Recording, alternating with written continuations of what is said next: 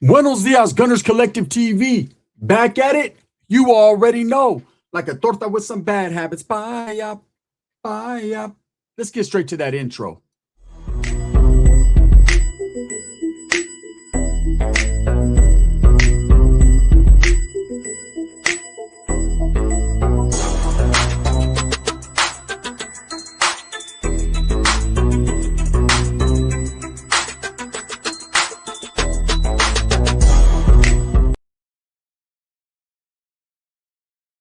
Welcome back to the channel. And if you haven't already hit that like and subscribe button, make sure you go ahead and do that. Put your notification bell on all so that way you're directed in the direction of the dope content that I stay kicking. And I appreciate your support. So here's another $1 million question. You take 10 Surenos and 10 Nortenos, pinta bound, right? And you put these guys on a prison yard. Who wins in a battle, in a riot, in a melee every time? Only one group could win. Who wins? That's the question that keeps getting asked to me. Hey, look, when I grew up, I was indoctrinated a certain way, right? I was told that Southsiders in no form or fashion could ever hang when it came to the hands with Northerners, right? Chest to chest, fist to fist, no weapons included, batteries not included. It wasn't even close, right? That's what I was told. That's what I was bred to believe. Because coming from Northern California, that's what every Norteño thinks. But it's not just not a Northern California thing. See, in Southern California, Southsiders or Surenos are taught the exact same thing. There's a form and fashion of arrogance that they possess, that they have created and are indoctrinated with, educated with, that says that no other barrio, no other gang member, no other group, no other race, no other ethnicity, nothing can fuck with them, right? Now, I did a video the other day talking about the numbers game, the end of hostility video, and I talked about how Southsiders have the predominant numbers when it comes to prison, and how with those numbers comes a show of force when need be, right? They don't have to put all their soldados at risk on a yard to fucking get certain groups off the yard. All they have to do is shoot waves, handle their business, and maintain that yard.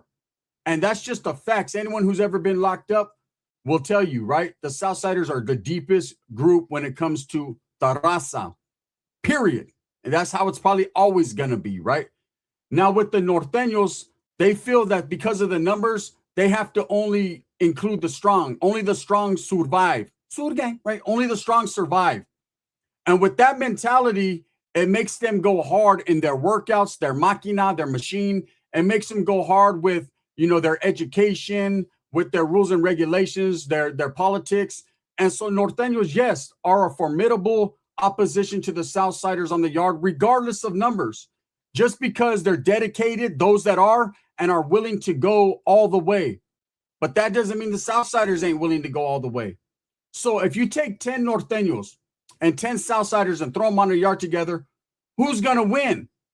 Well, there's going to be one group that wins every single time, no matter what, period, right? And I'm going to explain that to you right here, what group I think wins every time. So with the Norteños, you also had a mentality that, and an old myth that it took, because the numbers were 5-1 with Norteños. That's giving it that's being, how do you say it? That's being generous, right? Saying it's 5-1 odds, you know, it was always instilled into the Norteños that that's all it took was one Norteño for every 5 Southsiders, because the mentality with the Norteños were they were seeing what was around them, the upstaters, right? And look, regardless of what anyone says and whose fucking feelings I hurt, in the beginning, when the upstaters, the Southerners, Southsiders from up north in Northern California, when they were floating around, when they were peeking their head up out behind the wall in the bush, most of them were paisas, okay? Or most of them had familia that were paisas. That's just the truth. Eventually, more Southerners came from Southern California, and they started to ingrain themselves into Northern California, and a lot of Chicanos started to take into being Southsiders up north. But prior to that, a lot of them were paisas. Now, the Chicano movement, which is the predominant raza when it comes to Norteños, right? Always felt superior to the paisas for whatever reason. See, I never slept on the paisas. I already knew they'll get with the program. Hey, we all come from the same type of blood, right? We all come from that Mexicano blood. So at the end of the day, they're what we're stemmed from, regardless of what you may think. So they got the warrior in them just as much as any Norteño does, right? Period. That's a fact. And so I never slept on them because I've been in plenty of situations where the paisas stepped in and stepped up, right? Handled their business, whether it was backing me up or going off on me, right? It was rough, right? So I wasn't one of those Norteños at the time when I was gangbanging that was like, oh, they're paisas, they're an easy victim.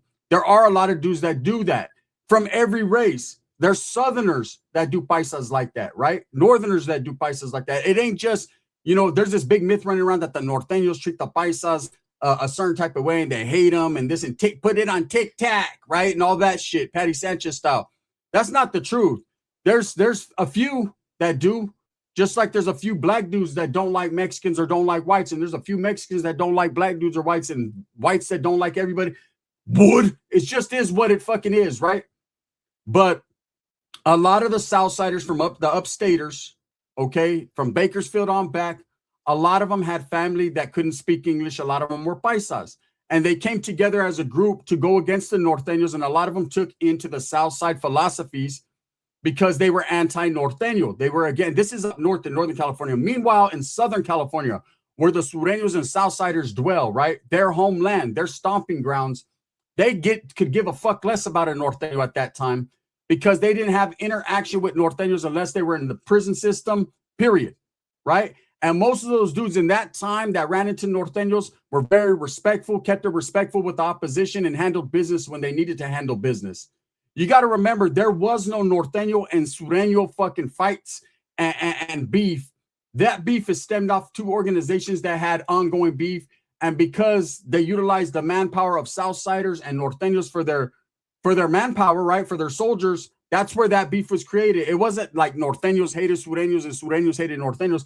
They were told to hate each other within the system, right? Now, as far as on the streets, with the Norteños, what happened was because Southsiders started to move in, started to establish, they were already there, but they started to show face, started to become more involved in the community, right? The Norteños had an automatic hatred for them. I know because I was one of them. It wasn't really a hatred. It was more like an eradication thing. We had to get rid of these guys because they were moving in. And eventually, knowing how Southsiders move, they come deep and they start to take over. That's just the facts, right? Now, the takeover hasn't happened all the way, but there are Southerners in pretty much every northern city, right? And so that's just how it is, man. You just got to deal with it, put your chest out and take it on the chin, right? But as far as the Norteños go, because these dudes in the beginning, the upstaters were paisas, they created a narrative in their mind, and there was a narrative created for them that they were superior to these paisas and that they were going to victimize them, and that these Southsiders, they call them paisiders, right? Me no bang, me no bang. And that's truth. I'm not sitting here hating on anyone, man. I respect North, South, everybody, right? But I speak facts. There was plenty of instances where we hit people up that were wearing the blue color, that had the bald heads with the tattoos. You know, they just had that look, whether they were gangbanging or not at that. Maybe they weren't gangbanging at that particular moment, obviously, but they once upon a time were involved in something. You know, you don't have a blue belt, a blue bandana, and all this shit, and you don't say me no bang. And when we say the me no bang term, it was just to make fun of it, right? But that's how Norteños were brought up, to think that the Southsiders were all paisas and that they were going to victimize them easily and take advantage of them, and that they could beat them all up, right? Not saying that the shit. I met a paisa that'll put everybody on their back. Motherfucker had hands, right? Junior from fucking Jalisco, fucking hands. But anyways, right? So the Norteño mentality has always been that when it comes to fighting one-on-one from the chest, they're going to win every time. Now, I'm here to tell you that's false. That's fucking fugazi. Hey, that's fugazi. No, this is a beautiful thing, right? That's fugazi, because I'm going to tell you right now, a man is a man. Before you're a Norteño, before you're a Southsider, before you're anything, you're a man, right? And every man has different types of skills. There's some that can't fight worth shit. And then there's some that got major hands, right?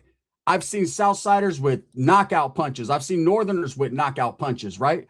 So each man is each man. Doesn't matter. Whatever bandana you choose to throw over your shoulder, whatever color, whatever philosophies you choose to represent your cause, that's not going to change the way you fight, bro. You don't automatically put a blue rag in your back pocket and get a superpower or a red rag, right? Period. But the question that keeps getting asked of me, and look, I know this question is divisive, meaning it's a divided question. There's going to be division. And I'm not here to create division between North and South. They're all Mexican. They're all brown, homie. It's all love. I believe, man, if North and South came together, no, they wouldn't take over anything, but it'd be a beautiful thing for the gente, for the raza, right? It'd be a big step towards achieving the ultimate goal of, being able to establish for our gente more than what we got, right? When you're divided as a people, you're going to get divided portions. You're going to get a piece of the pie. You're not going to get the whole pie. If you're one people, that whole pie belongs to you. You don't just get a slice. You can eat the whole thing together, right? It works out. But, as far as the way the world is, it's not meant to be, or it just isn't at this particular point in time. So if you take 10 Nortenos and 10 Southsiders on the yard, one group is going to win every time. I need you to put in the comments which group you think is going to win. Don't be biased. Think about it from the philosophies of whose workout is harder, who's more dedicated to their cause, whose mindset is anti the other group to the fullest. So on one side, you have Norteños that were brought up to hate, literally hate Southsiders, everything they represent, everything they're about, right? They were meant to or bred to work out, to focus solely on this opposition and eradicating them from their stronghold, to defend their casa, basically. On the other side, you have a group that could give a fuck less about the Norteños, but they have the gangbanging mentality and were raised and brought up in the hard streets to go against everybody that wasn't from their barrio or their neighborhood. That's a hard mentality right there, growing up in a kill zone, in a war zone, right? So you have two different groups, one that is focused on the other one and one that could give a shit about the other one. And now you have 10 hardened criminals on a prison yard, Norteños and Surenos, and who wins every time? Well, I'm going to explain to you, right, a situation, and then we're going to answer that question, or I am, right? I remember going to Fred C. Nellis, and when I first got there, I understood where I was going, to Whittier, to, what is it, Nella or Sela, right? I understood exactly where I was going and what was going to be the outcome. I already chalked it up. I was probably going to lose my life there. There was a gang of Southsiders, but then you got to understand, my mentality was they hated me as much as I was meant to hate them. But my mind was blown when I realized they were getting off on us and jumping us and battery packing and stabbing and doing all that just because we were from up north, and they were being told that we were not going to be allowed to function there. It wasn't particularly because we were Norteños and they had a hatred for Norteños, not whatsoever. It was more so, here's a group coming in to our backyard that is not supposed to be allowed here. And so with that being said, they were going to do whatever they had to do to get rid of us. When they realized it wasn't going to work, administration wasn't going to let it happen. We were going to keep fighting and fighting and fighting. Eventually, over time, they started to get inquisitive about who we were and what exactly we had going on. And I made a lot of good friends that were Southsiders that would ask a lot of questions, and I asked them a lot of questions. There was a lot of communication there and a lot of respect, because Vatos can't deny it. They'll respect you. If you getting jumped and fighting every day, eventually they're like, man, this fucker has heart, eh?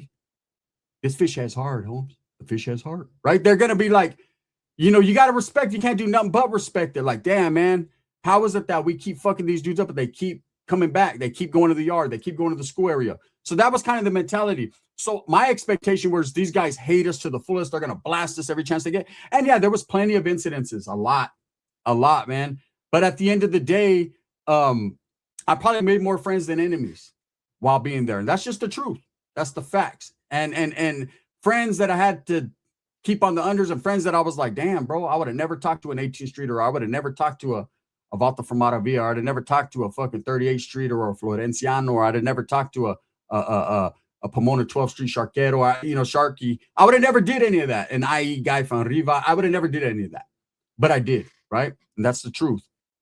So I remember one day, me and a few of the homeboys were like, fuck it, man. We're going to kick it off in the school area. We're tired of these Southsiders jumping on the homeboys. So they would catch us one by one, because that's the way administration would do it. They would send us to school at different times. Like, they'd send us to school. Instead of the lineman with the regular school, they'd wait 10 minutes until the lineman went, then send the northerner, thinking that it'd protect us from other compas or whatever. some old PC shit, man. That's just the truth. I hated it. I hated it because I was like, man, you're singling us out. You're letting everyone know you're putting a target on our back. Instead of just sending us with the whole square, if it cracks, it cracks. You're sending us one by one and shit. And fucking dudes are jumping us as soon as we get there. We don't have an opportunity. But what they started to do was they started to send groups of us at this particular time. And so we got a little swag about ourselves, like, hey, fuck it then. We got numbers too. Let's handle our business. Even though the numbers were tremendously against us, that's just how we felt. In our mind, Southsiders couldn't fuck with us, period. Not coming from the shoulders or not none of that, right? That's how we felt, even though I was getting fucked up, right? I mean, I won some fights. I won my fair share, but there was a couple times I didn't win. A couple more times than I won. Just keeping it real, right? I take my L's with the dubs. And so me and the homeboy Spooky from Salas, Boo from Stockton, a couple other homeboys that got together and was like, hey, we're tired of this shit. Let's kick it off, right? Now, this wasn't the first time we had kicked it off. We had went on the offensive and got off first. There's a lot of times. But there was this one ranfla. It was like a school ranfla. What I mean by ranfla, it's a car, right? So the Southsiders were divided amongst ranflas. They had different homies they would kick it with, and that's who they ate with, who they worked out with, who they did everything with, right?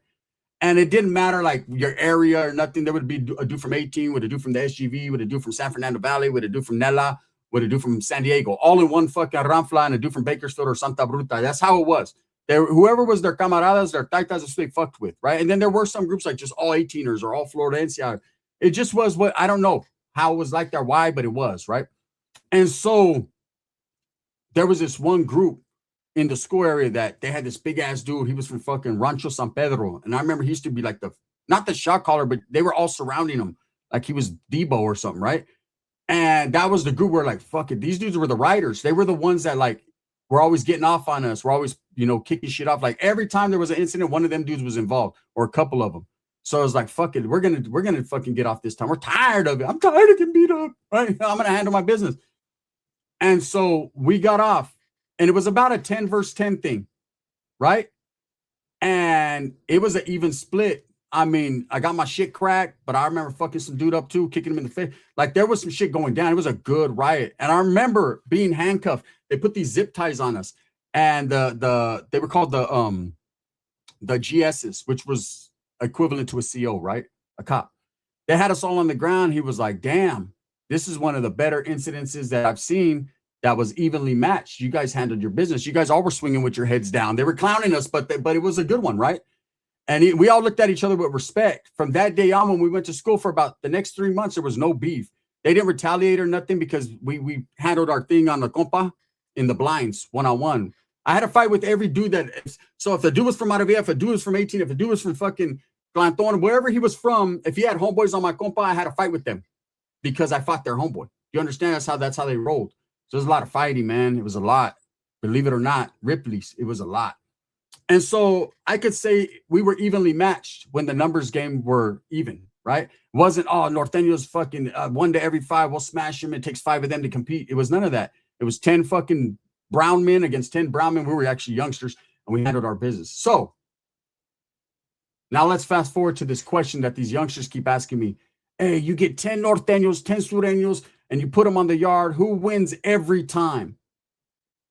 The fucking cops do.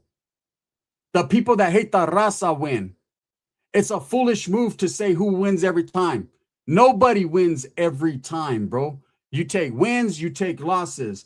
Hey, these 10 Southsiders might be fucking UFC fucking trained, right? These 10 Northerners might be straight up off the bus with their shirts on. You might have 10 Nortenos that fucking are all golden gloves and 10 Southsiders that fucking just jumped out of a fucking, just jumped out the spoon. You don't know. So there's no easy way to say who wins every time. Both groups have animosity towards each other. Both groups are tried and true and willing to go to the end and to use vicious tactics in doing it. Both groups are very, very, very down for their business, right? So to me, who wins every time?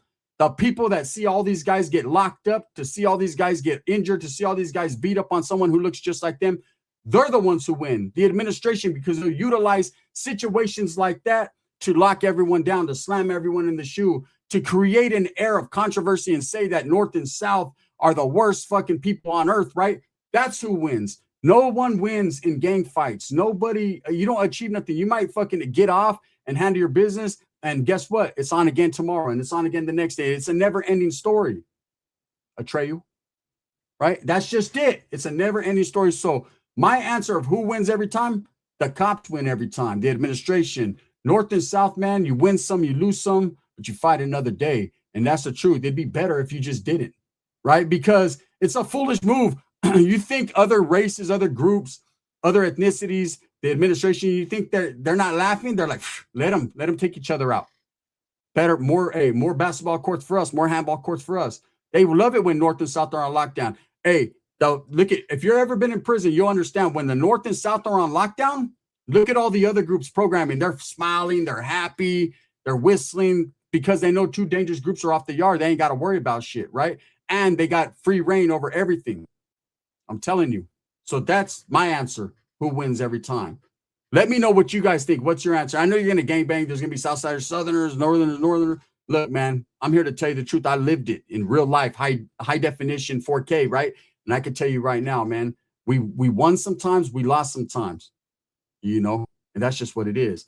Thumbs up or thumbs down. Heavy's going to be the head that wears the crown. I'm going to continue to strive, struggle, and strive for what I truly believe in, and that's the betterment of all people. This video is sponsored by Vario Liquors in Turlock, California. If you're in the Turlock area, pull up to the Vario right there in the 209 in Turlock and get you something cold to drink. Also, by Sticks and Stones Yard Service out there in Tucson, Arizona. If you're in the Tucson area, pull up, man. Hey, hook the homeboy up, man. Get at him so he hit you with the estimate, and let's make lifelong friends, man. He's a good dude. Look, I'll say this right now. I promised you guys I did a video the other day. I roasted someone. I didn't want to have to do a part 2. I didn't want to do it. But he had to tap in, right? And he had to say some crazy shit. And so for those of you that know what I'm talking about, part 2 will be coming today. Pobrecito. I'm going to get him.